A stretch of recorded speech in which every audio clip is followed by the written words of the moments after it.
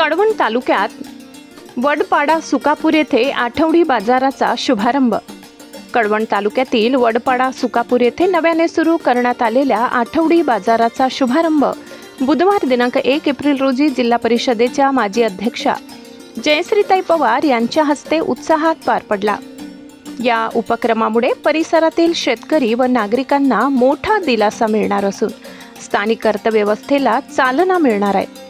या कार्यक्रमाला युवा नेते ऋषिकेश पवार, आदिवासी सेवक DM गायकवाड, राष्ट्रवादी काँग्रेसचे अभोणा शहराध्यक्ष सोमनाथ सोनवणे, अभोणा सोसायटीचे वाईस चेअरमन राजू पाटील, सोनीराम आप्पा गांगुर्डे, हिरामण दळवी, लताबाई दळवी, यशवंत दळवी, सखाराम दळवी, नथू दळवी, नवनाथ दळवी, लक्ष्मण दळवी, चांगोनाबाई गायकवाड यांच्यासह अनेक मान्यवर व शेकडो ग्रामस्थ महिला मोठ्या संख्येने उपस्थित होते।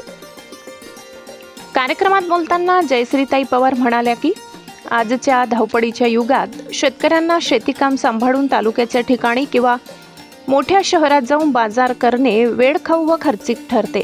वडपाडा सुकापूर येथे सुरू झालेल्या स्थानिक आठवडे बाजारामुळे शेतकऱ्यांचा वेळ व खर्च दोन्ही वाचणार असून उत्पादनाला योग्य बाजारपेठ मिळणार आहे। पुढे म्हणाल्या की या बाजारामुळे केवळ शेतकरीच नव्हे तर तालुक्यातील व्यापाऱ्यांनाही फायदा होणार असून परिसरातील आर्थिक व्यवहार वाढीस लागतील। गाव पातळीवर खरेदी विक्रीची सुविधा उपलब्ध झाल्याने ग्रामीण भागाचा सर्वांगीण विकासाला चालना मिळेल असा विश्वास त्यांनी व्यक्त केला। यावेळी मनोगत व्यक्त करताना आदिवासी सेवक DM गायकवाड यांनी आठवडी बाजाराचे सविस्तर महत्त्व मांडले। या आठवडी बाजारामुळे वडपाडा, सुकापूर, निमपाडा, पळसदर, मोहपाडा, देवडी, कराड, खिराड, घागबारी, खेरुडे, वडाडे आणि आसपासच्या गावातील नागरिकांना या आठवडी बाजारात विविध प्रकारच्या वस्तू उपलब्ध होणार असून शेतकरी व्यापाऱ्यांमध्ये थेट संपर्क निर्माण होणार आहे। आठवडी बाजाराचे आयोजन ग्रामपंचायत सुकापूर आणि स्थानिक ग्रामस्थ व पदाधिकाऱ्यांच्या पुढाकारातून करण्यात आले होते। सूत्रसंचालन शरदचंद्र काकुस्ते यांनी केले तर ज्ञानेश्वर ठाकरे यांनी आभार मानले।